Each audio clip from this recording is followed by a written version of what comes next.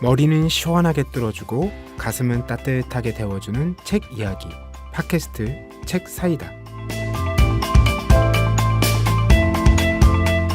안녕하세요. 팟캐스트 책 사이다입니다. 저는 진행을 맡은 박알라딘입니다. 저희 책 사이다는 한 달에 한 번 책으로 함께 고민할 주제를 갖고 매월 15일 청취자 여러분들을 찾아가고 있습니다. 저희 방송을 듣고 댓글을 남겨주시면 선정해서 책을 보내드리는데요. 지난 15회 방송에도 댓글을 많이 남겨주셨어요. 지난 주제가 자서전과 회고록이었는데요. 황주부님과 김느낌님 댓글 읽어보셨어요? 네. 네. 댓글을 요즘엔 많이 남겨주시더라고요. 상품을 드려서 그런가요? 그럼 더 많이 드려야 되는 거 아닌가요? 먼저 그 노니다님께서 스스로는 이제 자서전과 회고록과 가깝지 않다고 생각했었는데 요즘 시국이 그런지라 순위권에 있던 정치인들의 책을 많이 읽었다고 하시면서 에드워드 사이드와 러셀의 책 소개가 흥미로웠다. 그리고 오리엔탈리즘 책도 꼭 읽어보려고 하신다라고 하셨고요. 에피소드가 굉장히 재밌었어요. 10여 년 전에 서점에 갔을 때 자서전 코너에 신화는 있다. 그리고 신화는 없다. 두 권이 꽂혀 있었는데 신화는 있다는 대우의 김우중 회장, 신화는 없다는 이명박 전 대통령의 책이었죠. 그래서 신화는 있는 걸까 없는 걸까 궁금해하면서 두 권 모두 읽었다고 하시는데 굉장히 재밌는 사연이네요. 네. 신화는 있는 걸까 없는 걸까. 그러게요. 이 두 분 다 또 삶이 지금의 상황도 또 아이러니해요. 그렇죠. 특히 이명박 전 대통령은 이제 신화가 있는지 없는지 아직 명확하게 판가름 나지 않았는데 곧. 어떤 식으로든 결정이 나겠죠. 네. 그리고 KMARVIN님께서 또 의견 남겨주셨는데 저희 그 랭킹쇼에서 백범일지가 1위일 줄 알았는데 2위였다. 네. 그래서 신기했다. 그리고 제일 흥미로웠던 게 에드워드 사이드 자서전인데 절판이라서 아쉽다. 이렇게 의견 남겨주셨네요. 네. 지난 방송이 나가고 나서 네. 에드워드 사이드 자서전이 바로 살아나지 않나 싶었는데 아직까지 절판 상태더라고요. 네.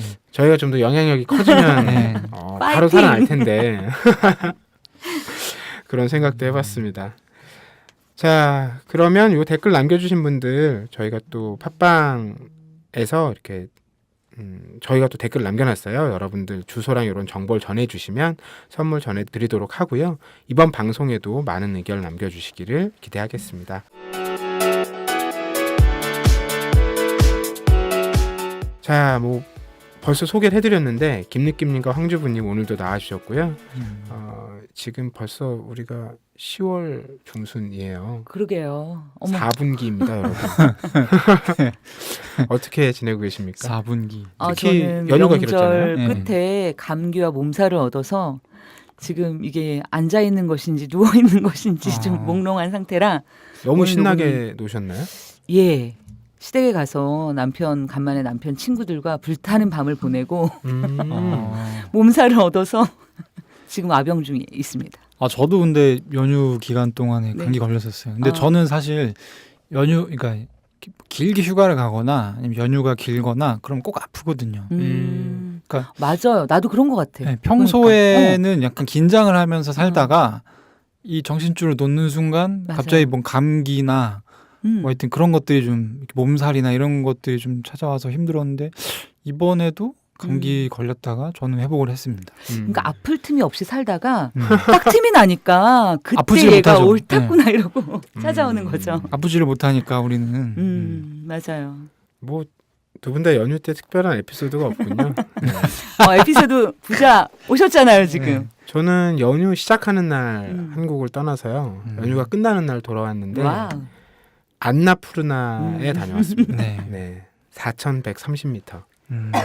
그런데 한국 사람들이 굉장히 많더라고요. 왜냐하면 많은 분들이 뭐 안나푸르나 그 베이스 캠프에 다녀오는 이제 ABC 코스라고 불리는 트레킹을 버킷리스트에 많이 넣어서 갖고 계신데 이렇게 갔다 오려면 한 9일에서 10일 정도가 필요해요. 산에 한 6일 정도 있어야 되거든요. 그 정도 휴가를 내기가 살면서 맞아요. 쉽지가 않으니까 앞으로 10몇 년 후에나 찾아온다. 2025년에 온다고 하는데 네. 맞아요. 그래서 이번 연휴 때 굉장히 많은 분들이 안나푸르나를 찾아오셨더라고요. 저도 가서 아는 사람도 만나고요. 뜻하지 않게 신라면 얻어먹고. 코리안 누들 스프라고 해서 라면을 굉장히 많이 먹었습니다. 네. 이게 그 산이 굉장히 높잖아요. 그래서 올라가는 도중에 이제 롯지라고 해서 산장에서 잠을 자게 되는데 이게 뭐 우리 생각에는 그 정도 높이가 있으면 그 먹을거리나 이제 물자 같은 것들을 당연히 헬기로 실어나를 거라고 생각하잖아요. 네. 이게 우리의 사고 방식이죠. 근데 그 나라는 안 그렇더라고요. 사람이 다 등짐으로 실어 올려요. 그러니까 위로 갈수록 여건이 열악하고 비싸지죠. 특히 물이 제가 평지에서는 그 1리터짜리 생수를 미네랄 워터를 20루피 우리 돈으로 200원에 사 먹었거든요. 위에 올라가면 생수가 없죠, 당연히. 왜냐하면 그 생수를 지고 나를 수는 없잖아요. 네. 끓인 물이나 정수한 물을 파는데 같은 용량의 물이 200루피가 넘어요. 그러니까 10배가 넘는 거죠.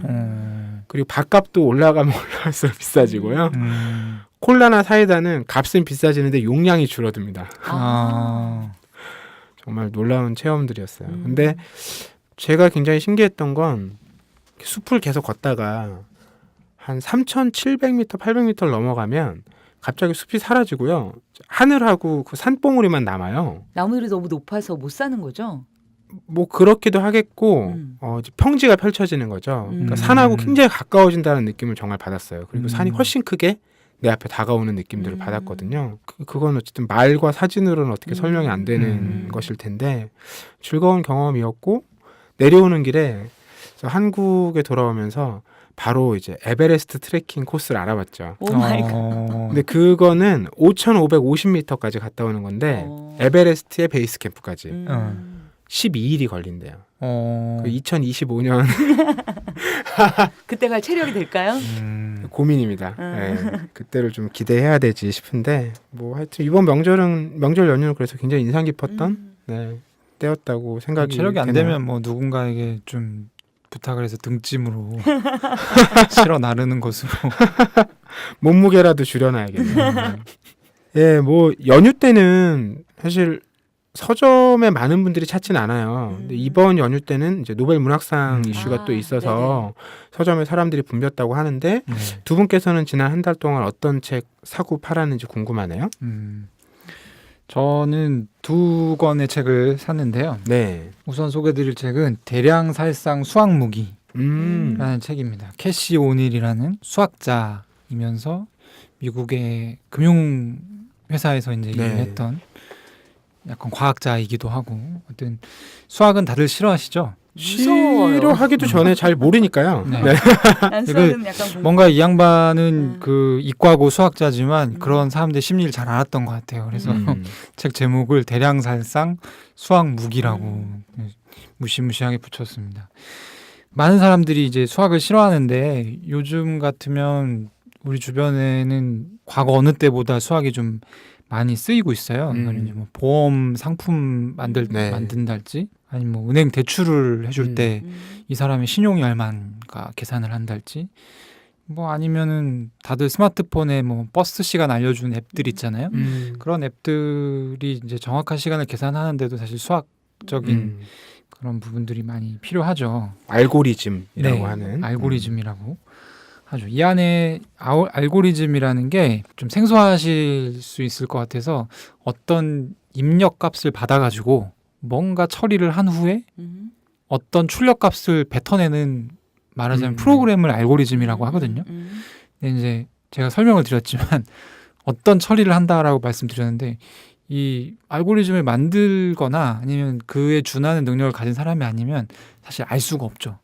어떤 처리를 하는지는. 근데 그냥 들어가서 뭔가 결과값이 나오고 아 그런가 보다라고 생각을 하게 되는 이런 게 이제 알고리즘입니다. 이 책은 이 알고리즘들이 되게 위험하다는 목소리를 내는 책이에요. 책 앞머리에 이렇게 쓰여 있습니다.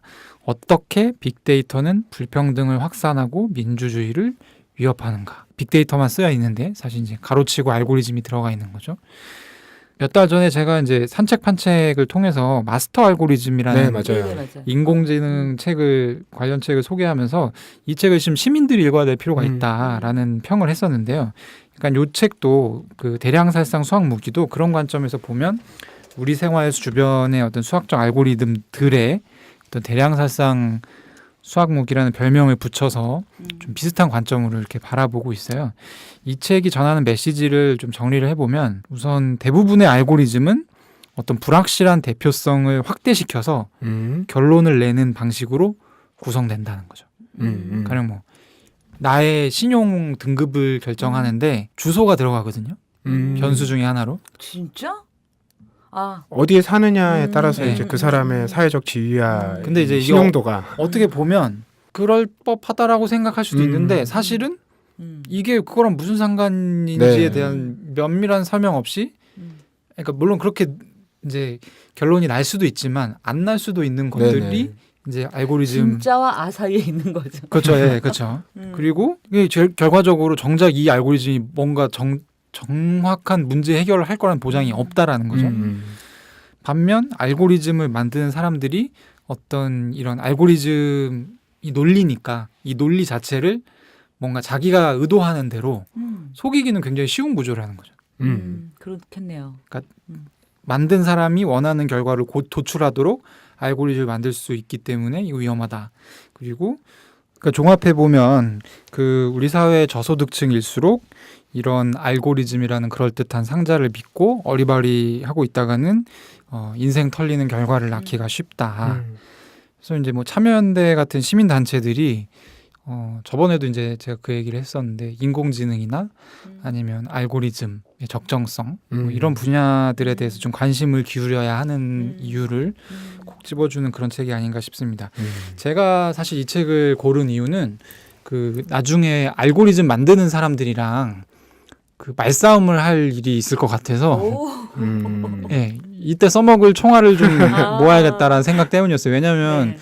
알고리즘이 사람들이 생각하기에 되게 신기하고 과학적이고 정확하다라는 그런 인식이 있지만 사실 실제로는 이걸 사용했던 작업들에 이런 허점들이 많다라는 어떤 그런 사례들이 이 책에 나오지 않을까 생각했는데 많이 나옵니다. 그래서 이제 제가 원하는 결과를 얻어낼 수 있었던 책이었고요. 가령 미국의 경찰서에서 쓰는 그 프레드 폴이라는 범죄 예측 시스템이 있대요. 근데 여기 이제 어느 지역에서 범죄가 일어날 가능성이 높은지 알려주는 시스템이에요. 옛날에 그 영화 마이너리티 리포트처럼 그러니까 범죄를 아예 예상하고 뭐 이렇게 가는 그런 정도는 아니지만 여기서 그러니까 여길 가면 검거를 많이 할 수 있을 거야. 뭐 약간 이런 그 시스템인가 봐요.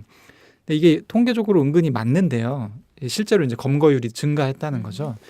그래서 저는 뭐 좋은 거 아니야라고 생각했는데 이제 저자는 이렇게 설명을 합니다. 이 범죄는 작은 범죄와 큰 범죄가 있는데 이 시스템은 이걸 분리해주지 못한다. 그러니까 가령 무단횡단 같은 경우는 작은 범죄고 이거를 사실 경찰이 잡으면 범죄지만 안 잡으면 그냥 지나가는 그렇죠. 거잖아요. 예. 네.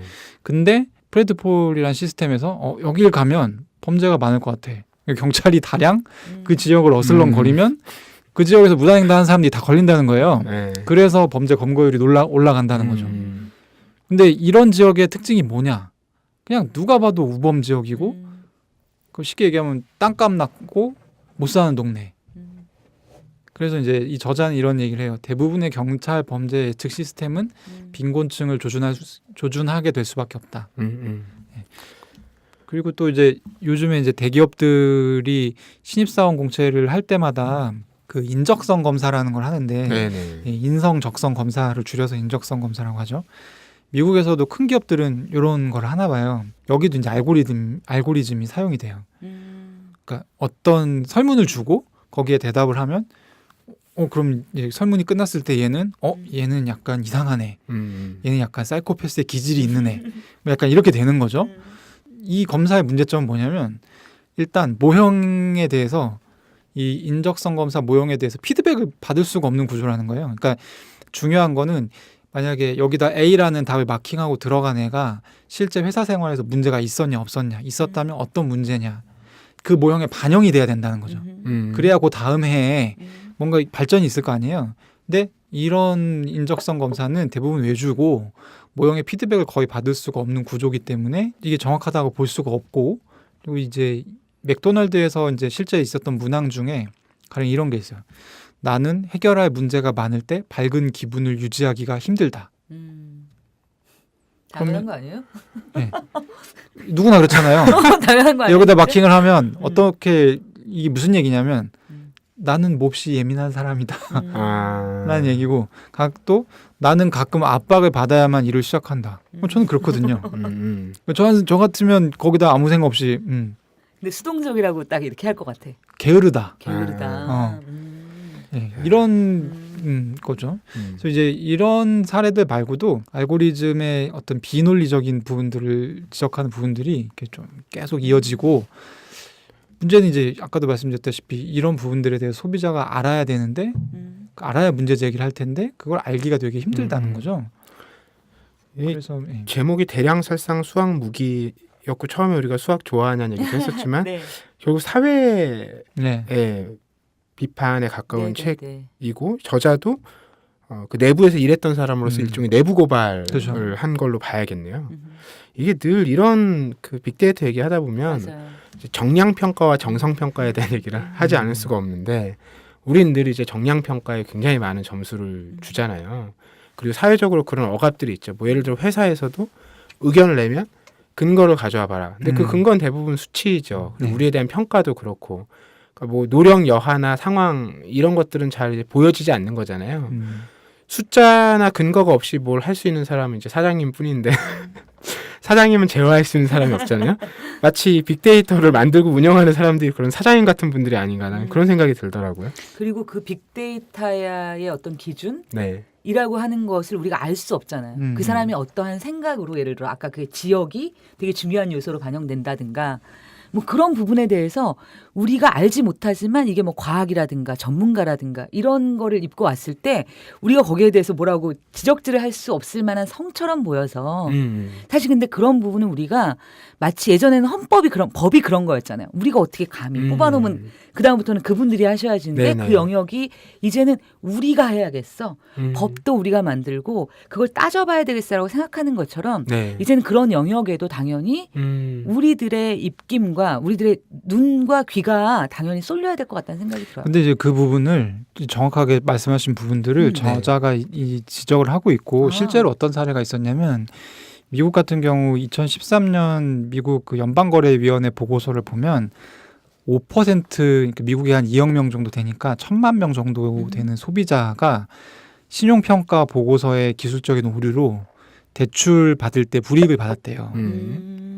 이게 말이 안 되는 거죠. 그러니까 그렇죠. 실제 우리가 생각했던 것보다 별로 정확하지도 않고 엄밀하지도 않다는 거예요.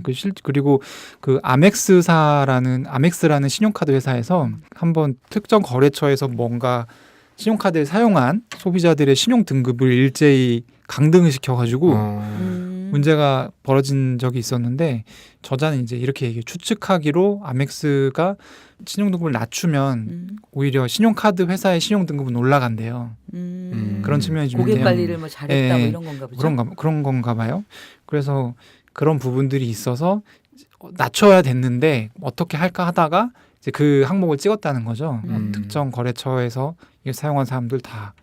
근데 이게 이제 알려지면서 되게 화제가 됐어요. 왜 알려졌냐면 아멕스가 고지를 했거든요. 그 사람들에게 네. 당신이 신용등급이 낮아졌는데 사유가 왜냐면 이렇기 때문이다. 근데 이걸 고지할 수밖에 없었던 이유가 이걸 고지해야 되는 규제가 있었어요. 근데 가령 뭐 P2P 뭐 대출 업체라든지, 그러니까 전혀 메이저하지 않은 업체들은 이런 규제들이 적용이 되지 않고 더더욱 사람들이 모르고 지나갈 수밖에 없다는 거죠. 그래서 그냥 뭐 이 책은 좀 정리가 잘 된 책인데 마지막 단락에 이제 저자가 정리를 해놔요. 내가 하고 싶은 얘기는 뭐냐면 기계들은 공정성을 제고하기 위해 아무것도 조정할 수 없기 때문에 오직 인간만이 시스템에 공정성을 주입할 수 있다. 우리는 그거를 태만해서는 안 된다. 네네. 약간 이런 뭐 그런 책이었습니다. 네. 흐름 출판에서 나온 캐시 오닐의 대량살상 수학무기. 이게 제목 때문에 좀 오해하시는 분들이 계신데 이게 대량살상 무기를 이제 영문 약자로 많이 쓰잖아요. 네. 거기에다 이제 매스를 더한 아. 거라서 영문으로 사람들이 딱 보면 이미지화가 확 되는데 확 되는데 이제 한국말로 무슨 번역을 말인지 잘 하니까 모르겠는. 이 책이 약간 뭔지 모르겠다는 맞아요. 느낌을 받긴 하더라고요. 음. 소개해 주셨고요. 이어지는 책은 문학 작품이네요. 네. 이번에도 또 일본 소설 전문가답게 온다리쿠의 작품을 아니 이게 온다리쿠의 작품을 저번에 소개한 이후로 음. 질문을 많이 받았어요. 아 진짜? 네. 네. 밤의 피크닉은 최고 진짜. 근데 이제 이번에 제가 소개해드릴 작품이 밤의 피크닉에 비견할 아 만한 진짜? 최고의 작품으로 요새 꼽히고 있습니다. 걸작을 하나 바로 썼습니다. 이 장바구니에 양반이. 담아야겠어요 오늘. 네. 이번에 소개해드릴 책은 음. 꿀벌과 천둥이라는 음. 책인데요. 이 책도 제목만 보고는 뭔 얘기인지 모르겠더라고요. 근데 이게 저는 약간 이 제목을 보고 혹시 그건가라고 생각했거든요. 진짜? 왜냐하면 내가 전혀 이게 짐작을 할 수 없는 생뚱맞은 거는 대부분 클래식에서 차용한 게 많더라고요. 그러니까 클래식 음악에서. 그래서 혹시 이거 피아노 치는 애들 얘기인가 봤더니 피아노 치는 애들이 나와서 아 그렇구나. 그래서 역시 일본 소설이 약간 제가 느끼기로는 좀 더 소재가 좀 다양하지 않은가. 한국보다는 좀 다채로운 소재를 다루는 것 같은데 저는 이 책 아직 못 읽어봤는데 이 책이 화제가 돼서 이 책에 나오는 작품들, 그러니까 네. 그 클래식 아하. 가지고 음반도 나와서 음반도 많이 팔려요. 어. 일본과 한국에서 음. 어떤 얘기인지 궁금한데요. 일단 그 전에 이제 좀 소개드릴 상이 두 개 있는데 네, 일본에는 대중소설에 주는 상이 두 개가 있습니다. 네, 뭐 상은 뭐 여러 개가 있겠지만 그 중에 가장 유명한 건 두 개인데 하나는 서점대상이라는 상이 있어요. 그리고 하나는 이제 나오키상이라는 네. 상이 있는데 이 두 가지 상을 동시에 받은 작품이 없습니다. 네. 근데 이 꿀벌과 천둥이 이번에 처음으로 음. 두 가지 상을 동시에 석권했어요. 그래서 제가 드리고 싶은 얘기는 굉장히 대중적인 재미가 있는 작품이라는 거죠. 일단은 이 책의 가장 큰 특징은 리듬감과 속도입니다. 속도감. 책이 굉장히 빨리빨리 읽히고요. 그리고 이제 작가도 행갈이나 아니면 문장에 어차피 이건 번역을 해서 나온 책이긴 하지만 행갈이나 아니면 그 문장의 구성이나 이런 걸 봤을 때 굉장히 스피디하게 정유정 작가의 7년의 밤인가요? 네. 그 책도 굉장히 스피디한 책으로 꼽히는데 그렇죠. 그거보다 더 좀 음. 속도감이 있을 정도로 내용은 이 죽은 또 되게 유명한 피아노 거장한테 사사받은 천재 피아니스트가 등장합니다. 그리고 이제 뭐 피아노 콩쿨 같은 데 나가고요. 그리고 이제 뭐 거기에 또 뭐 경쟁자가 나오고 그리고 또 뭐 약간 컴플렉스를 느끼는 또 어떤 평론가들의 얘기들도 있고 하여튼 뭐 이런 유의 약간 병맛을 제거한 노담의 칸타빌레 느낌이 좀 있습니다. 굉장히 재미있고 책이 총 600페이지 정도 돼요. 와 두껍네요. 제가 책을 빨리 읽긴 하지만 보통 책의 한 300쪽 정도의 느낌입니다. 그거보다 더 이제 좀 재밌으니까 빨리빨리 읽히고 약간 글로 쓴 만화 같다는 느낌이 있습니다. 그래서 가을에 어떤 소설 읽기의 즐거움을 제대로 느껴볼 수 있는 좋은 작품이라는 생각이 들어서 소개하러 갖고 나왔고요. 제가 그동안 온다리쿠를 소개할 때 이분은 부침이 있기 때문에 함부로 기대를 하면서 읽어서는 안 된다. 그래서 이제 밤의 피크닉 정도를 이제 소개를 했었는데 앞으로는 꿀벌과 천둥도 함께 소개할 수 있겠구나라는 생각이 들었습니다. 이 밤의 피크닉 재밌게 본 분이라면 이 책도 읽어보시면 좋을 것 같아요. 네, 김리김님께서는 산책으로 대량살상 수학무기 그리고 꿀벌과 천둥 두 권의 책을 소개해 주셨고요.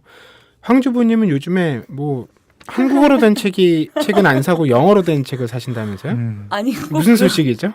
아니 제가 영어 공부를 시작했어요. 무려 28년 만에. 그래서 사실 이제 제가 요번 주에 담은 책이 그러니까 명절 전이죠. 네네. 4권 정도 돼요. 그중에 2권은 명견만리 새로운 사회편 네네. 하고 나의 문화유산 답사기 서울편 2.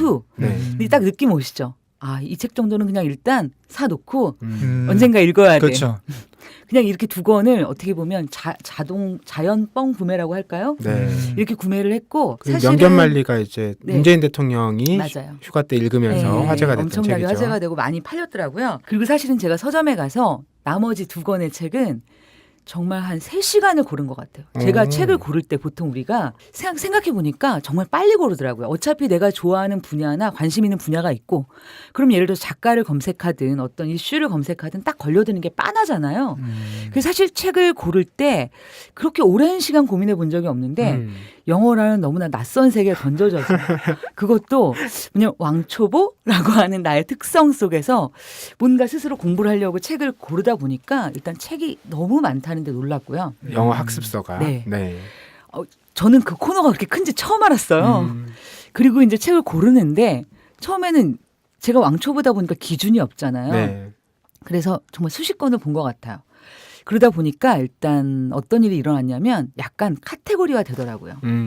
그래서 어떤 거는 I am Tom처럼 제가 중학교 때 배웠던 그 교과서처럼 그렇게 가르쳐주는 책들도 있고 그다음에 영어 표현 다 필요 없고 외국 가면 딱 요것만 있으면 돼 라고 하는 뭐 여행이라든가 짧은 네. 회화들 중심의 책도 있고요. 그리고 뭐 단어책 같은 경우에도 굉장히 재미있는 카테고리들이 정말 많았어요. 그러니까 어떤 거는 정말 어원으로부터 출발해서 그 언어라고 하는 것들이 가진 오리진을 네가 알지 않으면 사실 언어라는 건 정복하기 어려워라고 소개하는 책들도 있지만 또 반대편에 어떤 책들이 있었냐면은 얘네들이 제일 많이 쓰는 하루에 20번 이상 쓰는 단어들이 있어. 내가 그걸 통계로 가지고 있어. 네네. 그러니까 이것만 해봐봐. 그럼 너 다 돼. 저 그 책 갖고 있는 것 같아요. 진짜요? 네. 그 수많은 그 속삭임들이 제 귀에 막 쏟아져 들어오는 거예요. 그래서 제가 그 중에서 저의 수준을 고려해서 왜냐하면 어원도 되게 매력적이었지만 아직 제가 볼 수준이 아니더라고요. 단어들이. 그래서 제가 고른 책이 2권이었는데요. 한 권은 입영작이라는 시리즈. 이병작 시리즈. 예. 네. 전 처음 알았어요. 그런 게 있다는 거. 근데 나름 되게 훈련이 잘 되더라고요. 패턴을 가지고. 그 책하고 또 골랐던 게 콜로케이션, 영어 콜로케이션 사전이라는 책을 골랐어요. 무슨 이게 말이에요? 어떤 거냐면 콜로케이션이라는 게 우리가 흔히 어떤 단어가 있잖아요. 네. 그러면 그 단어를 하나만 외우잖아요. 그렇죠. 애플. 그러면 네. 애플만 외우잖아요. 근데 예를 들어서 뭐냐면 수입이라는 단어를 배울 때 수입이 증가하다. 수입이 감소하다. 뭐 가능성이라는 단어를 배울 때 가능성이 보인다. 가능성을 뭐 낮게 평가받았다. 이런 것처럼 그 단어가 함께 쓰이는 맥락과 네네. 문장들을 엮어주는 거예요. 그러다 보니까 약간 어떤 한 단어를 외울 때 계속 까먹고 뭔가 그렇게 자꾸 그렇죠. 외웠다 까먹고 외웠다 까먹고 이런 게 아니라 뭔가 맥락을 가지고 공부할 수 있다라는 그런 믿음도 좀 생기고 그래서 지금은 어쨌든 열심히 하고 있는 중이고요. 아직 거기에 대한 코멘트를 할 수준은 못 돼요. 그래서 이걸 나중에 팔아버려야 되겠다. 내가 일단 그런 기준을 가지고 샀는데 해본이 아니다. 뭐 기다라는 것을 적어도 한 2, 3개월은 해보고 난 다음에 제가 팔아야 되겠다와 다시 계속해야 되겠다를 결정할 수 있지 않을까 싶습니다. 알겠습니다. 야, 영어 영어 공부를 했네. 공부를 하시다. 이유가 있죠. 이유가 뭐예요? 저는 이민인가요? 아니요.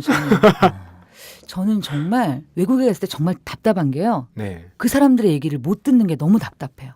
어. 그러니까 솔직히 우리가 가면 말은 할 수 있잖아요. 이거 얼마예요? 네네. 뭐 어디서 왔어요? 이 정도 얘기를 하고 뭔가 이렇게 다니는데 아주 큰 불편함은 없는데 뭔가 설명을 듣고 싶을 때도 있고 누군가가 열변을 토할 때 막 이렇게 너무 그 사람이 하는 얘기가 너무 듣고 싶은데 그게 너무 안 들리고 그리고 뭔가 조금 이야기를 나누고 관계를 만들어가기 위해서는 서로 듣고 말하는 과정이 되게 필수적인데 그 과정을 할 수가 없는 거예요. 그것이 주는 답답함이 굉장히 컸거든요. 그래서 정말 잘 듣고 싶고 알아듣고 싶고 그다음에 얘기하고 싶다라는 욕망이 정말 강해졌어요. 뭔가 듣다 보니까 이제 우리가 한국어를 다 잘 하지만 네. 뭔가 대화가 안 되고 음. 말이 안 통하고 음. 이런 상황에 곧 영어가 될 기운을 또 마주치지 않으실까 그런 생각이 들기도 합니다. 끝이 네. 없죠. 영어 책이라. 하여튼 영어 책의 세계는 뭐 정말 드넓잖아요. 앞으로 이제 다양한 영어 관련된 책들을 산책해서 소개해 주실 거라고 기대를 해봅니다. 그렇게 말씀하시면 좀 부끄러워서 어떻게 될지 모르고 제가 왕초보라 이렇게 오늘 아주 용감하게 말씀드린 겁니다. 네. 좋습니다. 저희 산책 판책 이야기 나눠봤고요. 이제 주제톡 코너로 넘어가 보겠습니다.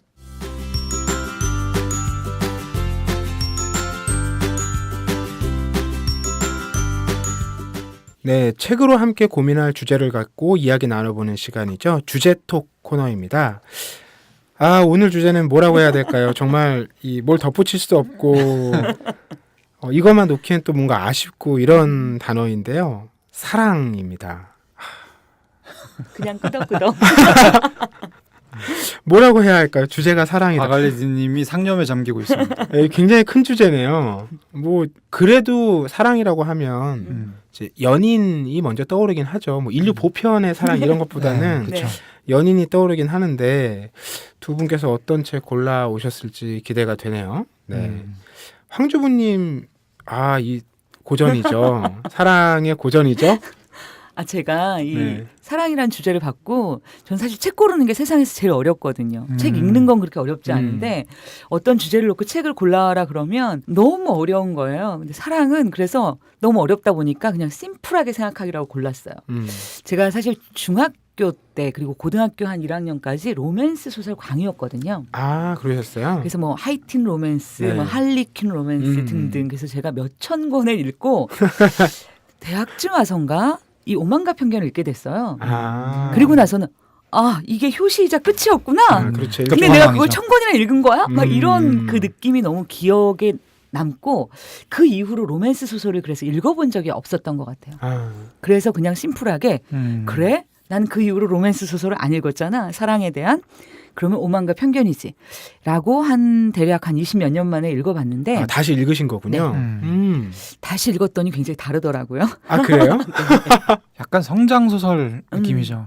예. 네. 그리고 왜 이걸 로맨스 소설의 효시라고 하는지는 아마 읽어보신 분들은 아실 것 같아요. 여기에 구조가 지금 우리 모든 드라마를 보면 이 오만과 편견의 구조를 그대로 따라가요. 일단 남주와 여주를 본다면 뭐 남주는 딱 있잖아요. 실장님 뭐 그렇죠. 이런 실장님이죠. 그러니까 부자고 능력 있고 네. 약간 차도남, 까도남 뭐 이런 스타일에 그래서 약간 거만하고 오만하다는 평가를 받는 남주와 여자는 뭐 예쁘장하지만 네. 아주 미인은 아니고 그러나 성격이 굉장히 씩씩하고 자기 지조가 굳으며 네네. 집안의 환경이 그렇게 썩 네. 좋지 않은 이 둘이 수많은 난관을 극복하며 결혼에 꼴이 나는 과정 그리고 그렇죠. 그 다음의 과정은 절대 나오지 몰라. 않아요. 알 필요도 없어. 그렇죠. 그래서 보통 첫 만남이 당황시키는 거잖아요. 맞아요. 아니 나에게 이렇게 이런 너 짓을. 따위가?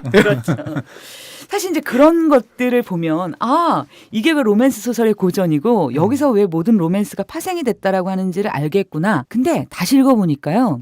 예전엔 그 구조가 보였던 것 같아요. 근데 지금은 디테일이 정말 감정선이 쩝니다. 그리고 이제 한 사람의 생각과 그런 것들이 이제 대화로 드러나잖아요. 이 사람의 캐릭터가 그래서 대사라는 게 얼마나 큰 힘을 가지고 있는지를 느낄 수 있게 되고요. 그리고 저는 오히려 이 소설을 보면서 좀 이렇게 제가 여태까지 사랑에 대해서 생각했던 많은 것들에 대해서 의심을 품게 된 계기가 됐어요. 진짜 사랑이 뭘까? 누군가를 사랑한다는 것. 그리고 사랑을 받는다고 생각하고 확인하는 것. 그리고 우리가 흔히 사랑에 대한 속설들 있잖아요. 예를 들어 사랑이란 그러면 박알라딘님은 어떤 말을 제일 많이 들어보셨어요? 혹은 사랑이란 뭐라고 생각하세요? 너무 어렵죠? 네. 그러면 생각은 좀 어려우니까 들어본 말. 사랑이란 뭐 하는 거야? 뭐 이런 식의. 뭐 서로 믿고 의지하는 것, 뭐 이런 얘기들 많이 하지 않나요? 그런가요? 사랑이란? 그럼에도 불구하고 그럼에도 불구하고. 근데 저는 요즘에 제일 많이 들은 얘기는 사랑은 기브 앤 테이크야. 사랑은 표현하는 거야. 사랑은 표현하지 네. 않으면 네네. 사랑이 아니야. 네. 사랑은 움직이는 거야. 뭐 이런 식의 대사들을 굉장히 많이 들었던 것 같아요. 네. 그래서 뭔가 하는 것 있잖아요. 하거나 표현하거나 드러내는 것이 사랑이고 그것이 되지 않으면 이 사랑이라는 것들이 지금은 되게 어려워요. 그래서 그걸 말해주는 게 썸 탄다? 뭐 이런 얘기도 거기서 나온 것 같은데 제가 그래서 사랑에 대해서 너무 궁금해져서 저희 여동생과 토론을 하다가 사랑의 그 한자 어원에 대해서 듣게 됐어요. 사랑의 어원이 어디서 온지 아세요? 사양에서 왔대요. 사양이요? 이 사자가 생각 사자고요. 양자가 진짜 음매하는 양 있죠. 그래서 뭐냐면 정말 양을 생각하는 거예요. 양이 떼로 다니잖아요. 네. 그러니까 생각을 엄청 많이 하는 거예요. 오. 생각해보면 우리가 사랑에 빠지면 첫 번째는 그 사람이 나에게서 떠나가지 않잖아요. 그러니까 뭔가를 표현하고 뭔가를 막 다가가고 하고 이런 과정이 아니라 그 사람으로 나의 존재가 가득 그렇죠. 꽉 차죠. 꽉 차죠. 오래전 일이지만 기억이 나네요.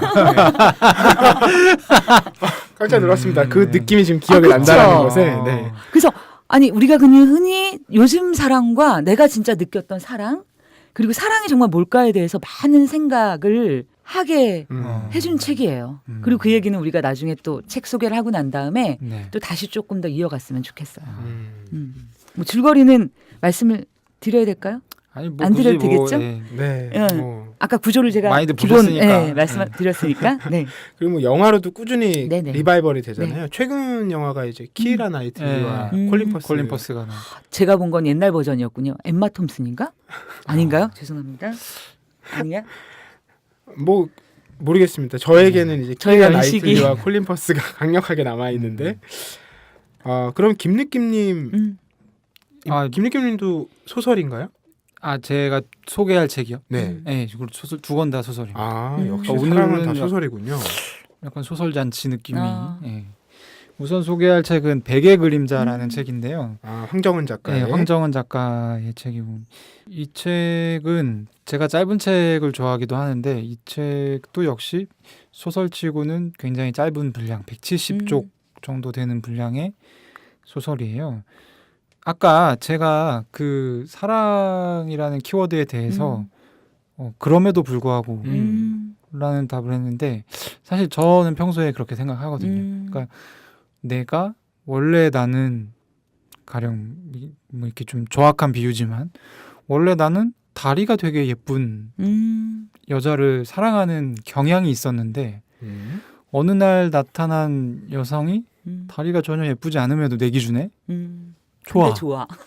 그럼 사랑하는 거죠. 음. 네, 그래서 이제 그럼에도 불구하고 라는 게 저한테는 사랑의 키워드인데 약간 요 내용이 그대로 나오는 맞아요. 책입니다. 그래서 사실 이제 뭐 스토리를 조금 설명해 주시는 게 좋을 것 같은데요. 예, 스토리는 철거가 예정된 굉장히 낡고 오래된 그 전자상가를 배경으로 거기서 일하는 남자와 여자가 굉장히 뜬구름 잡는 대화를 계속합니다.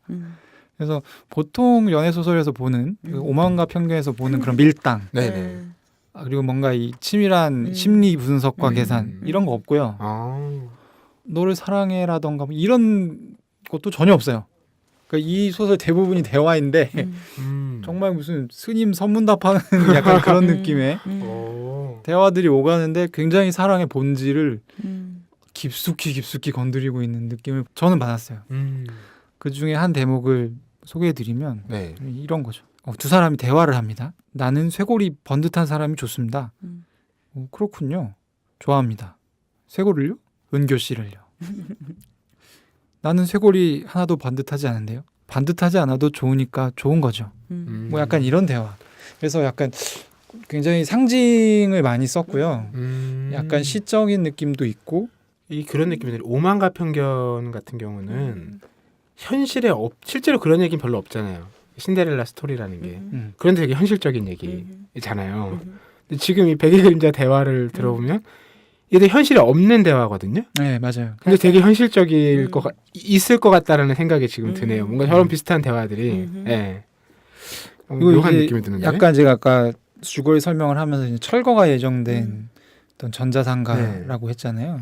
그래서 이제 뭐 제가 느끼기로는 작가는 여러 가지의 그런 대화들이 있어요. 가령 머리에 가마를 주제로 소재로 얘기를 하기도 하고 근데 제가 느끼기로는 뭐 이게 다 굉장히 스포일러라서 말씀해드릴 수는 없지만 제가 느끼기로는 어떤 상대방의 개별성을 내 마음대로 재단하지 않고 어떤 존중하는 것이 사랑이 아닌가 하는 생각을 하는 것 같고 그 사랑이야말로 어떤 삶의 기본적인 자세와도 맞닿아 있는 것이 아닌가 이런 얘기를 하는 것 같아요. 그래서 이 책은 사랑뿐만이 아니라 어떤 현대 한국 사회라는 좀 특수한 공간에 살아가고 있는 우리들이 좀 놓치는 어떤 여러 가지 화두 가령 나는 왜 이렇게 살고 있지?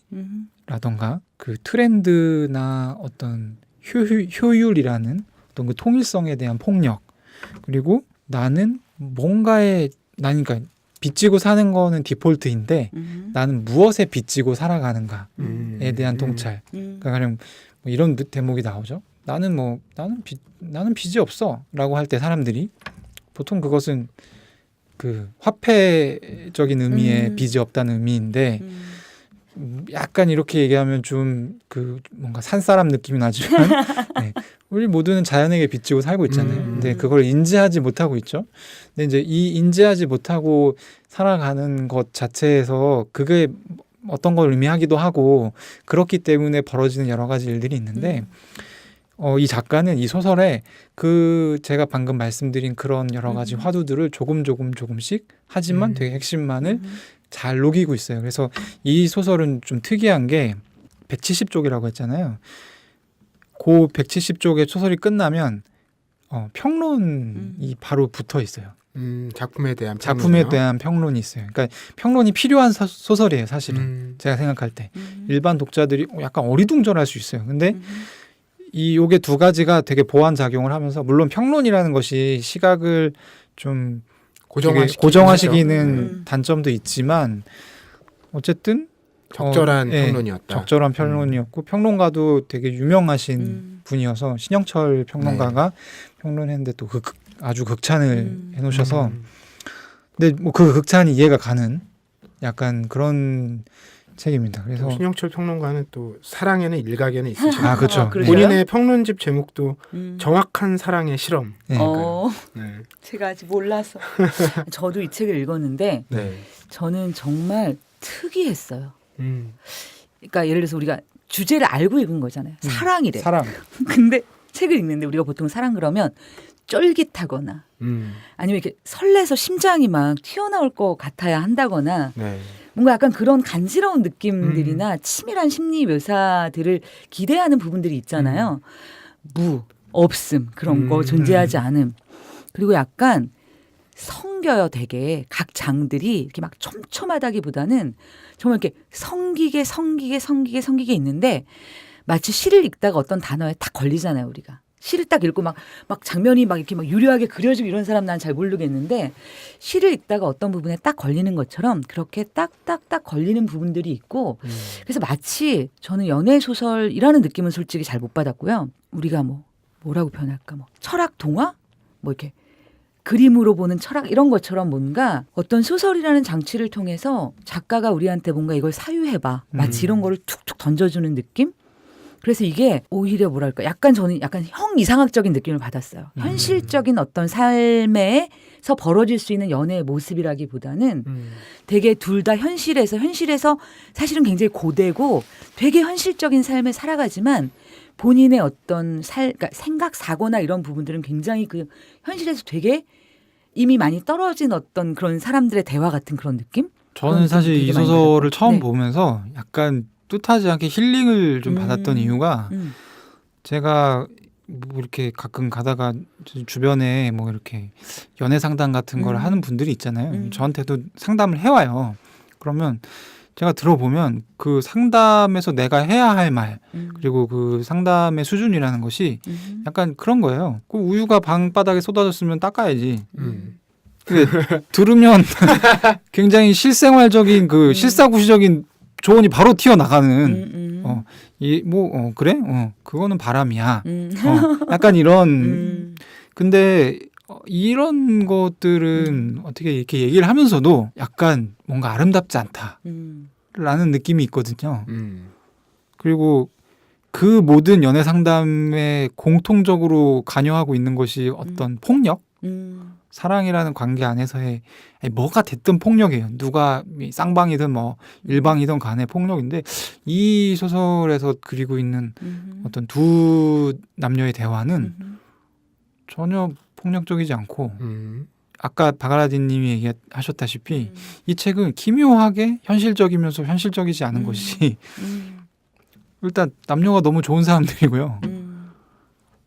하지만 굉장히 좀 우리 현실에서의 사랑에 좀 깊숙한 얘기를 하고 있다고 해야 되나? 본질적인? 그래서 좀 저는 이 책을 읽으면서 좀 힐링 받았던 아마 오늘 제가 한 권 더 소개해 드릴 텐데 제가 오늘 소개해 드리는 4권의 책 중에 이 책은 가장 추천하는 책입니다. 자, 그러면 황정은 작가의 백의 그림자에 이어서 사랑을 주제로 골라온 두 번째 책. 네. 작가 이름을 보니까 반갑네요. 그렇죠. 이 책은 이제 그 노벨상 때문에 약간 얻어 걸린 느낌이 좀 있는 원래 베개 그림자만 추천을 하려고 했었는데 그 나를 보내지 마라는 이름으로 출간된 가즈오 이시구로의 네. 책입니다. 이번에 노벨상 노벨 문학상을 문학상을 네, 탔죠. 영국 작가죠. 그렇죠. 일본 이름이지만 영국 작가. 이 책은 이 이야기는 그 영국의 1990년대 영국의 한 학교에서 시작됩니다. 소설인데 이 학교에는 오직 장기 이식을 위해 만들어진 학생들이 기숙사에서 함께 살고 있죠. 아, 클론 같은 네, 그렇죠. 느낌들이군요. 뭐 예전에 뭐 아일랜드라는 영화 예. 뭐 그런 느낌. 그래서 이 사람들은 보통 사람들이랑 똑같은데 생식 능력이 없어요. 그래서 2세 출산이 안 됩니다. 이제 어쨌든 사람인데 그리고 이제 어느 날 요 이제 학생들이 어린 학생들이 자기가 장기 이식용으로 만들어진 인간들이라는 것을 알게 되죠. 오, 보통 이제 이런 비슷한 류의 스토리를 다루는 모든 작품에서 탈출하죠. 탈출하고 그렇죠. 분노하고 탈출하거든요. 그렇죠. 근데 이 학생들은 그렇지 않아요. 어. 받아들입니다. 아, 자기 존재를 네. 아 그렇구나. 그래서 나는 내 기억엔 엄마 아빠가 없구나. 네. 자기를 오히려 이해하는 근거가 되는 거군요. 네, 그렇죠. 그리고 이제 이 사람들이 나중에 해야 될 일들이 쭉 있거든요. 네. 그래서 그 태클을 충실히 따라갑니다. 어. 그러면은 약간 여기서 이제 불편한 사람들이 벌써 있을 수 있어요. 독자들 가운데. 이제 뭐 어쨌든 이제 복제인간에 대한 이제 소설이라는 소개를 먼저 드리고, 근데 왜 이걸 사랑이라는 주제인데 갖고 왔냐? 이 책 갖고 온 이유는 이 책 중간에 등장한 어떤 재미있는 화두 때문이에요. 원래 장기 이식자들은 자기들의 그러니까 주인이죠. 자기를 만든 사람들한테 장기를 공여하고 이제 그냥 죽는 거예요. 장기가 없으니까 자기는 장기가 없어지니까 죽어가야 되는 운명을 가지고 있는데 학생들 사이에서 약간 전설처럼 내려오는 그런 풍문이 있었어요. 두 명의 장기 기증자가 서로 진정한 사랑을 하고 있다는 것을 증명한다면 이 둘한테는 일정 기간 장기 공여를 안 해도 되는, 그러니까 일정 기간 장기 기증이 유예되는 거죠. 그리고 둘은 사랑하니까 둘이 살 수 있게 해준다.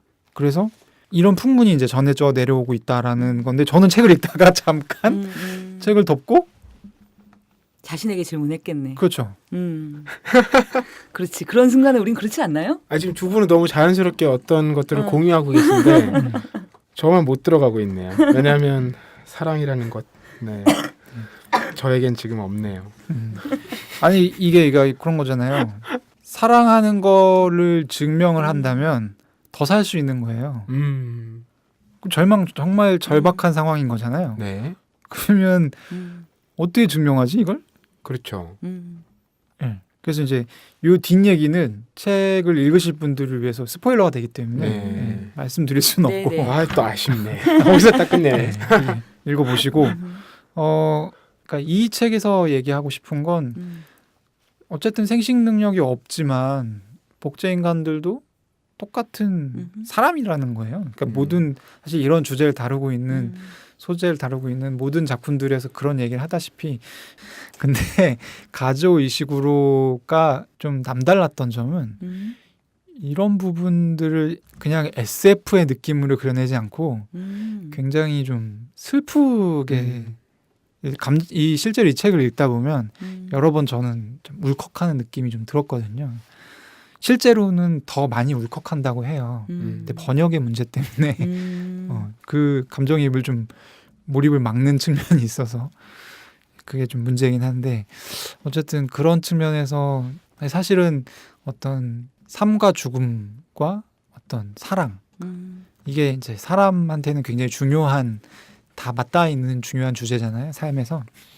그래서 이 책은 흔치 않게 그 세 가지를 다 아우르고 있는 좋은 책이어서 오늘 좀 소개를 할까 하고 가지고 나왔습니다. 예, 오늘 사랑을 주제로 이야기 나눠보고 있는데 황주부님께서는 제인 오스틴의 오만과 편견, 김느낌님께서는 황정은 작가의 베개 그림자, 그리고 이번에 노벨 문학상을 수상한 가즈오 이시구로의 나를 보내지 마, 이 작품들을 소개해 주셨는데요.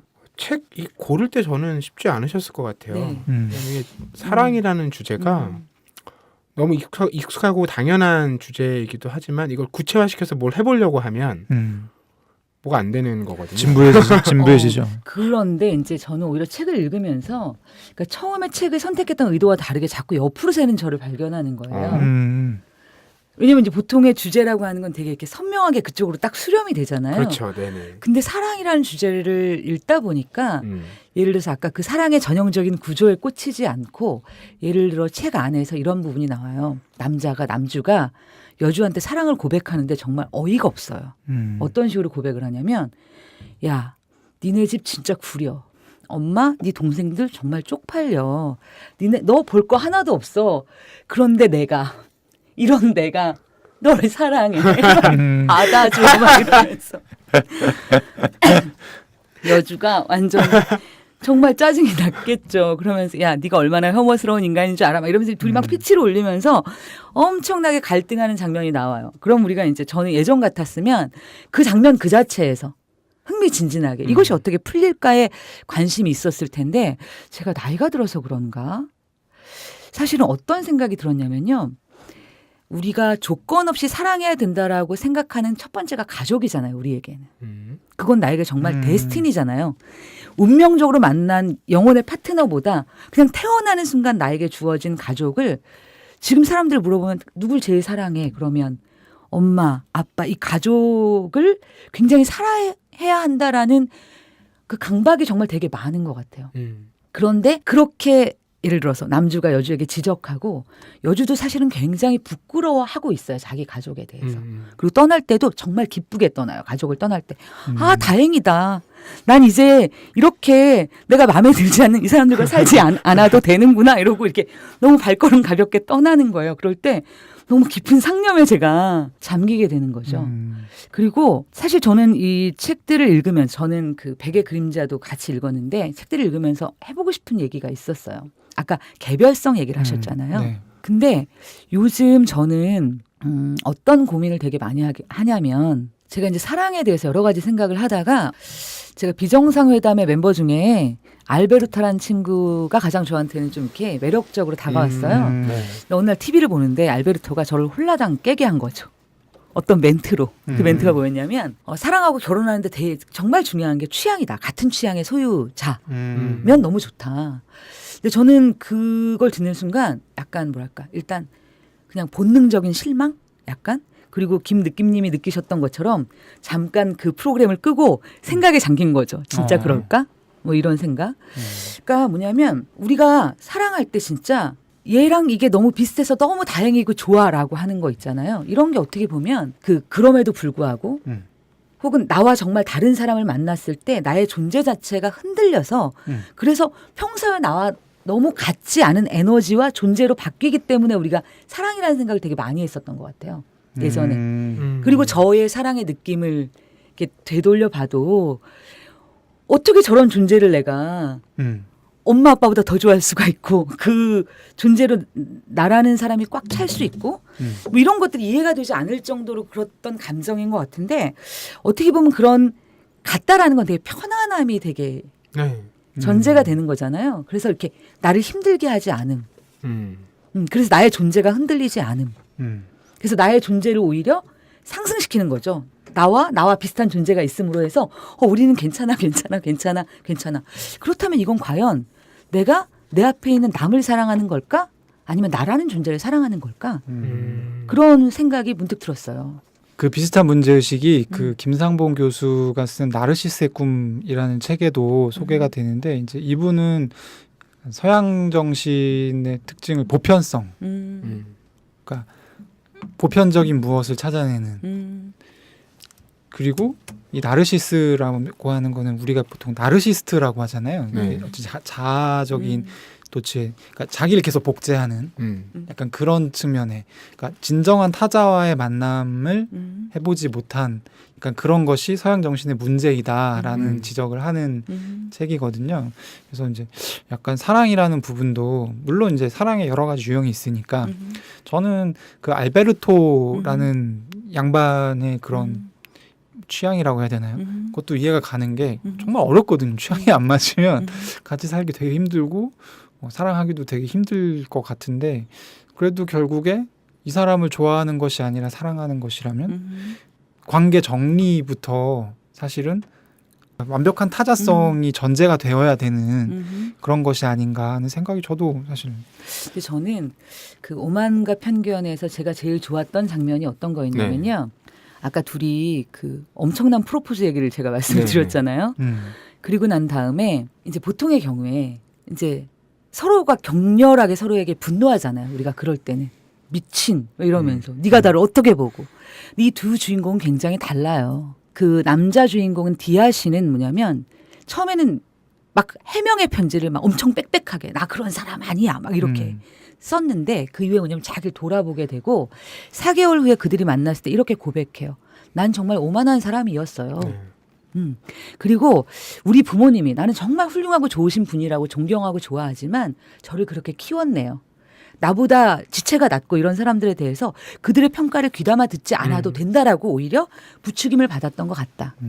나는 그럴 만한 자격이 있으니까. 근데 거기에 대해서 총체적으로 본인이 고민하게 되고 다른 삶의 태도를 가지게 돼요. 그리고 여자 주인공 또한 본인은 굉장히 스스로 똑똑하다고. 나 분별력 있어. 나 좀 이렇게 뭐 돈 따위에 휘둘리는 그런 여자 아니야. 그래서 자기가 가진 어떤 시각이 굉장히 맞다라고 확고하게 가지고 있었는데 그것들을 뭐냐면 돌아보고 성찰하는 계기가 있어요. 저는 그런 것 같아요. 우리가 참 변하기 힘든데 그럼에도 불구하고 변화하는 순간이 사실 똑같은 얘기를 우리가 우리의 인생의 결점이나 나의 삶에 대해서 수많은 사람한테 들어요. 근데 내가 어느 날 나 이걸 깨달았어 그러면 내가 너한테 100번 얘기했거든 이런 얘기 되게 많이 듣잖아요. 그렇죠. 그런데 그럼 내가 어떻게 변화했을까? 그건 나에게 영향을 미친 수백 마디가 아니라 단 한 사람이 있었던 것 같아요. 실제로는. 맞아요. 그것이 에로스이든 무엇이든 사랑이라고 표현할 수 있는 어떤 그러한 작용 때문에 사실 우리의 삶이라는 게 그렇게 변하는 것은 아닌가. 그런데 살짝 저는 그런 아쉬움이 있는 거예요. 요즘 어떤 우리가 사랑하고 네. 이러는 데서 그 삶이 워낙 불안하잖아요. 사랑까지도 불안하면 이건 너무. 그러니까 지금 말씀하신 게 저는 되게 맞는 얘기인 게 삶이 불안하기 때문에 말하자면 어떤 그런 클론을 남기고 싶은 혹은 좀 더 플러스가 되는 마이너스가 되지 않는 사랑을 만나고 싶은 그런 욕망이랄까요? 맞아요. 그런 것들이 작용을 하는 것 같고 그러니까 이제 오만과 편견에서 이제 저도 약간 더 하고 싶었던 얘기가 저는 그 소설을 그러니까 사실 저는 오만과 편견을 이번에 처음 읽어봤거든요. 이게 망치든 사람 눈에는 다 못으로 보인다고 제가 성장 소설을 좋아해서 그런지 모르겠는데 이건 정말이지 완벽한 성장 소설이었어요. 성장 소설이고 이게 하이틴 혹은 뭐 할리퀸 그 문고류의 로맨스하고 가장 차별화되는 지점도 사실 거기에 있어요. 맞아요. 거기는 알 수 없는 뭔가 그러니까 취향으로 표시되거든요. 둘이 다른데 둘이 만나요. 둘이 만나서 둘이 같이 뭐 결혼을 하는 걸로 대부분 끝나죠. 할리퀸 문고 같은 경우는. 근데 거기서 뭔가 어떤 변화나 그런 부분들이 좀 이렇게 좀 구식이지만 성찰 같은 그런 부분들은 없어요. 왜냐하면 사랑이 굉장히 세니까요. 그 장면에서 그런 게 다 안 드러나죠. 근데 이제 오만과 편견 같은 경우는 사랑은 당연히 이 두꺼운 책에 디폴트로 깔아놓고 들어가는 거고 그래서 이걸 보여주고 싶었던 건 그런 거 아닌가 싶어요. 뭐 제가 이제 어떤 분이 예전에 인터뷰하면서 들었던 게 그때 안판석 PD였나? 그 풍문으로 들었어 미래 이런 거 네네. 하신 분인데 그분이 신념 중에 하나가 사람을 바꿀 수 있는 건 딱 두 가지인데 하나는 사랑, 하나는 예술이라는 거예요.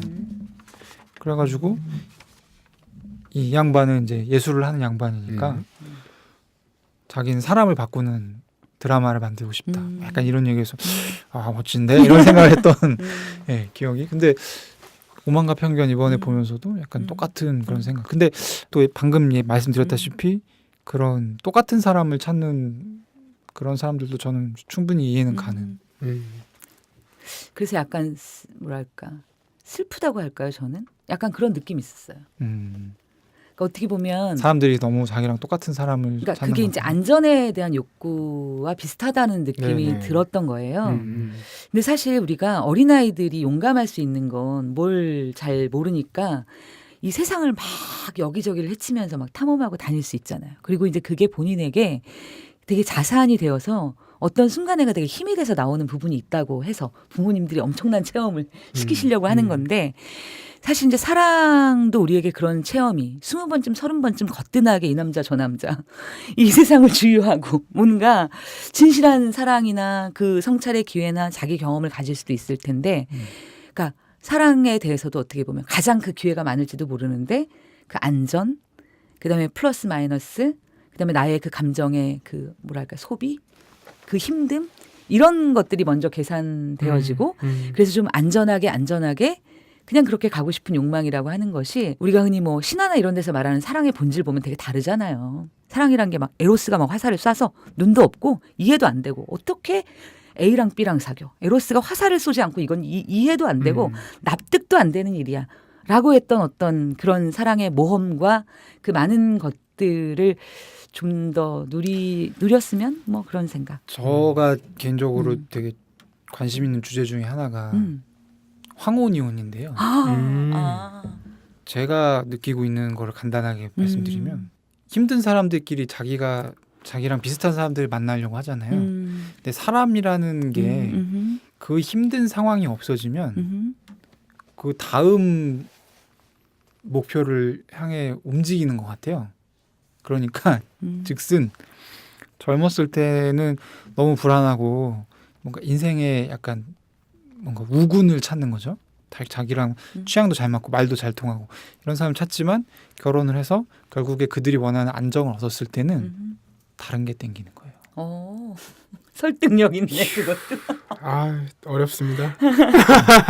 그래서 저는 되게 멀쩡한 직장을 다니다가 갑자기 그만둬. 그리고 또 뭐하니? 그랬더니 남미 여행을 간대요.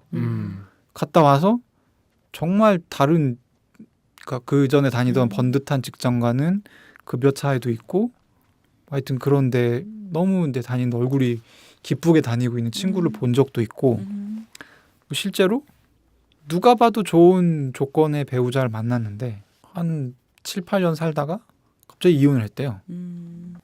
그러니까 갔다는 거는 더 뭔가를 할 수 있는 게 없잖아요. 그러니까 어느 순간 되게 이 상태에 대한 지침 이 상태의 변화를 할 수 없음에 대한 지침 그리고 사람이 얼마나 사실 결혼을 해도 사람을 만나기가 쉽습니까? 그래서 제가 생각할 때는 뭐 이건 저주는 아니지만 너무 그렇게 비슷한 사람들 해서 이렇게 살면 저주 같은데. 오래 살기 힘들지 않을까. 근데 이 주제가 굉장히 사람들이 많이 관심 있는 것 같긴 해요. 김상봉 교수님도 계시지만 사실 한병철 선생님 같은 경우에도 에로스의 종말이나 타자의 추방에서도 사실 이런 이야기를 많이 다루고 있고 그다음에 그 노란색 책 뭐죠? 자존감에 대한 책? 미움받을 미움받을 용기. 거기서 보면 열등감 이런 것들을 지나친 자존감, 그러니까 자기의 뭐 이런, 그러니까 요즘 사실 되게 화두가 되는 건 아닐까. 우리가 이제 자기라고 하는 것에 대해서 많이 생각하는 어떤 것들이 이게 사랑과 일과 이런 모든 데 또 사실은 반영이 된 건 아닐까? 뭐 그런 생각도 하게 됩니다. 네. 말씀 듣고 보니까 과거에는 이제 사랑이라는 게 늘 내가 누구를 사랑하는지, 누구에게 사랑받는지 이제 그런 관계 속에서의 사랑에 대한 얘기들이 많았는데 요즘에는 이제 예, 내 안의 충만함 이런 것들에 대한 얘기들도 많이 늘어나고 있다는 생각이 들기도 하네요. 아 역시 사랑이라는 주제 저희가 뭐라고 이름 붙이기 어려워서 그냥 사랑으로 두었는데 그만큼 다채로운 이야기들이 펼쳐지지 않았나 싶고요. 주제톡 김느낌님께서는 황정은 작가의 백의 그림자 그리고 가조 이식으로의 나를 보내지 마 소개해 주셨고요. 황조분님께서는 제인 오스틴의 오만과 편견 소개해 주셨습니다. 사랑에 대한 이야기는 아마 다음에 사랑 2 정도로 다시 한번 이야기해봐야 되지 사랑 2 싶은데요. 좋다 느낌이. 요 정도에서 오늘 사랑 1은 정리를 하고요. 저희 주제 랭킹쇼로 넘어가 보겠습니다.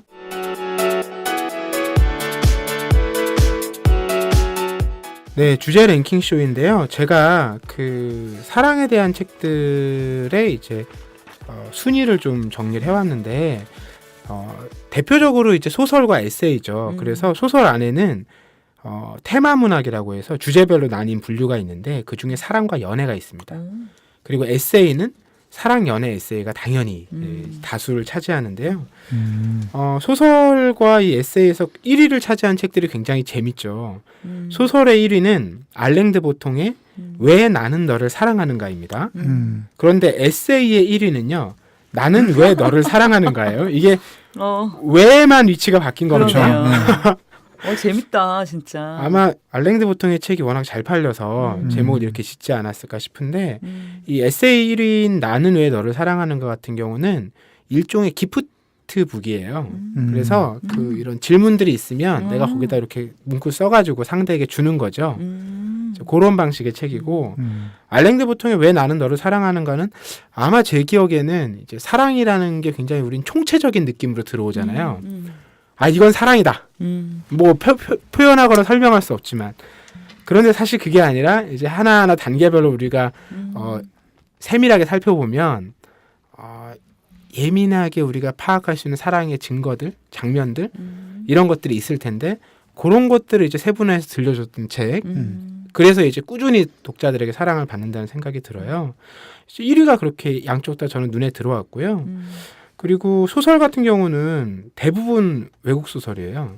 근데 에세이는 한국 작가들의 에세이가 많습니다. 이것도 굉장히 좀 특이한. 아무래도 이제 에세이 같은 경우는 현실에서 직접 그렇죠. 우리가 맞닥뜨리는 문제들에 대해서 쓰다 보니까 우리랑 비슷한 상황을 겪는 사람들의 이야기를 많이 읽는 것 같고 소설은 애초에 이제 우리가 사랑 얘기를 읽을 때 약간의 이제 기대와 환상 같은 것들을 갖고 들어가잖아요. 그러니까 뭐 공간이든 인물이든 이게 좀 동떨어져 있을수록 그런 걸 좀 더 부추길 수 있을 거라는 생각이 들어요. 아마 그렇게 좀 영향을 미쳐서 이런 결과가 나오지 않았나 싶고요. 뭐 소설 상위권에 있는 책들 보면 뭐 알랭드 보통의 책들이 쭉 있고요. 그리고 잘 알려져 있는 이제 뭐 에쿠니 가오리나 치지 히토나리 이런 분들의 책도 있고 샬럿 브론테의 제인 에어 상위권에 차지하고 있고 또 채털리 부인의 연인 이런 이제 격정 멜로도 들어가 있는 걸 알 수 있고 저는 기억에 남는 게 메디슨 카운티의 다리가 여전히 영화로도 만들어져서 아마 황주부님 세대 때는 이게 굉장히 제 세대를 어떻게 보시고 그런 인기를 끄지 않았나요? 전 안 봤기 때문에 잘 모르겠습니다. 저는 궁금한 게 보니까요. 약간 질문형이 좀 많은 것 같고요. 예를 들어서 4위에 나는 정말 너를 사랑하는 걸까? 이 질문이 되게 아니 왜 이걸 물어보고 있어?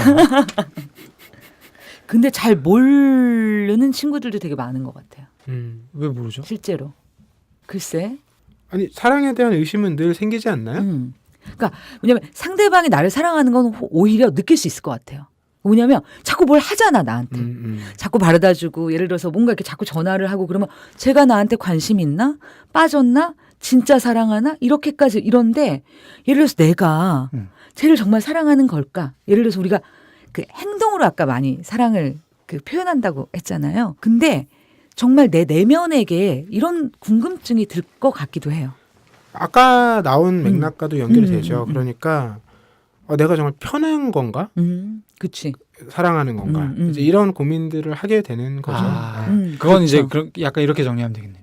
사랑을 한 번도 안 해본 사람들은 이런 의미를 가지고 있는.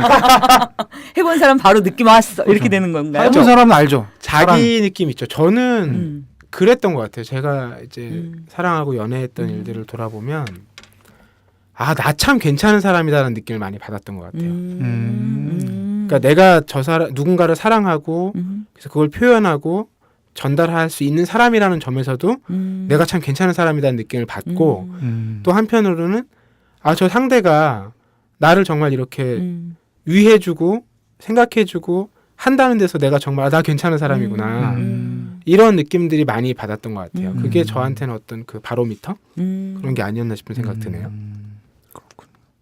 얘기하고 나니까 또 슬퍼지네요. 지금은 좋은 사람 뭘 받을 수가 없는. 맞아요. 제목들 보면 뭐 이런 솔직한 책들도 있어요. 제목이 하고 싶다 연애. 그런데 그 밑에 보면 도대체 사랑. 뭐 눈물을 그치는 타이밍. 그대에게 던지는 사랑의 그물.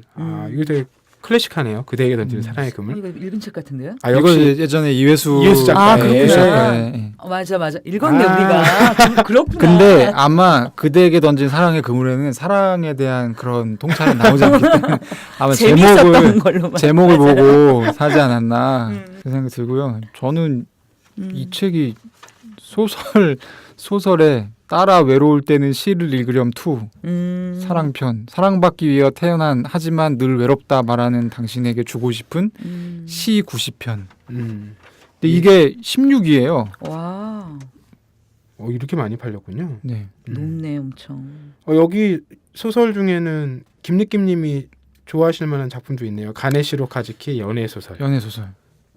연애 소설 제가 추천 예전에 했었죠. 중편 소설 꽃이라는 굉장히 좋은. 네.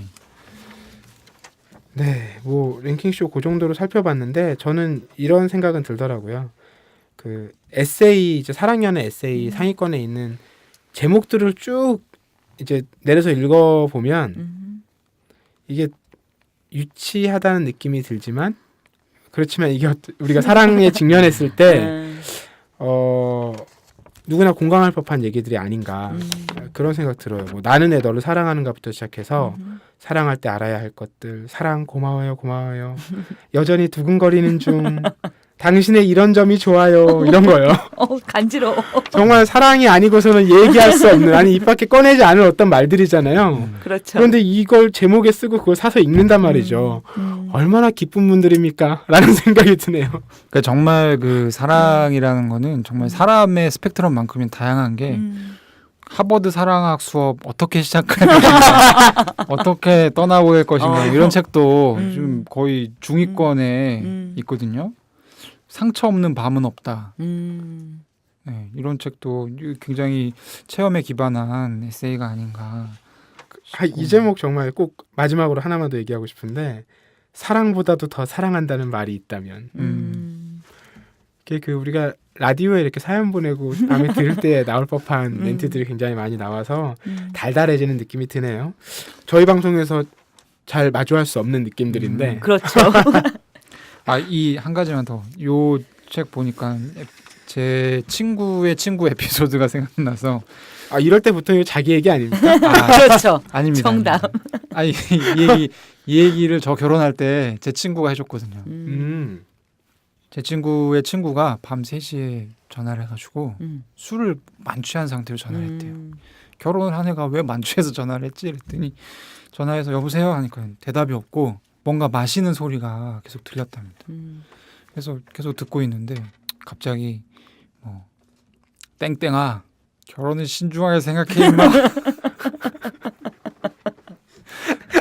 네, 그러고 끊었다고. 근데 여기 28위에 그런 게 여자에겐 일생에 한 번 냉정해야 할 순간. 이 책 이름을 보는 순간 딱 그 에피소드가 바로. 좋습니다. 오늘 뭐 사랑에 대한 풍부한 이야기를 나눠봤는데요. 이번에는 저희 방송에 대한 소감보다도 여러분들의 이제 사랑 이야기와 좋네요. 도움을 받았던 책들 이런 것들 좀 남겨주시면 네, 얘기가 제가 좀 풍성해지지 참고해서 좀 않을까. 읽고 더 배우겠습니다. 네, 싶어요. 아니 황주부님 사랑꾼이시잖아요. 제가요? 그럼요. 일단 저는 되게 행복하게 살고 있죠. 근데 저희 남편과 저는 굉장히 달라요. 그래서 처음에 정말 두려웠어요. 이 남자랑 결혼해서 심심하면 어떡하지? 이게 정말 공포였거든요. 나 심심한 거 못 참는데. 다른데 왜 심심하죠?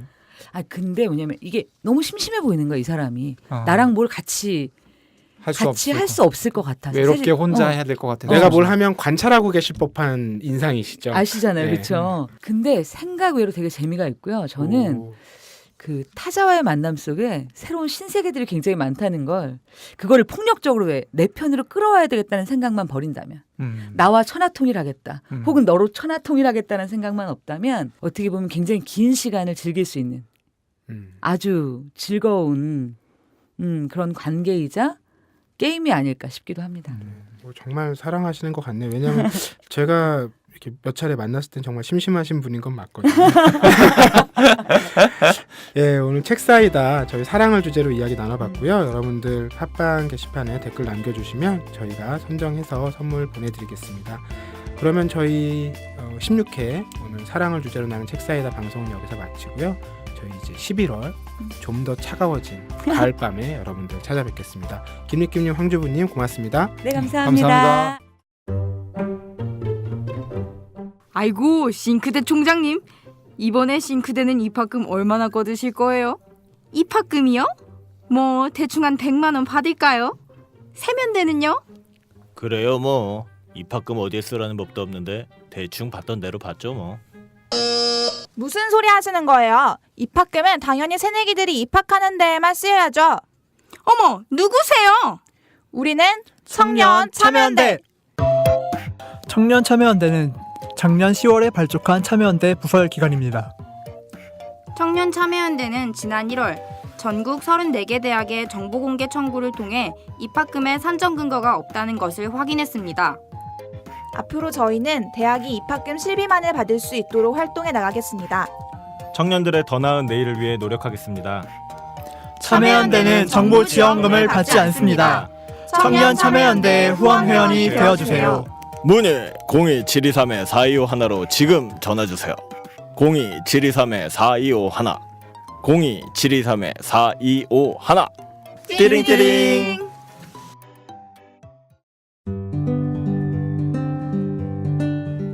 안녕하세요. 아카데미 느티나무 강좌를 7년째 듣고 있는 70살 넘은 할머니 정애자예요. 저에게 아카데미 느티나무는 새로운 배움터입니다.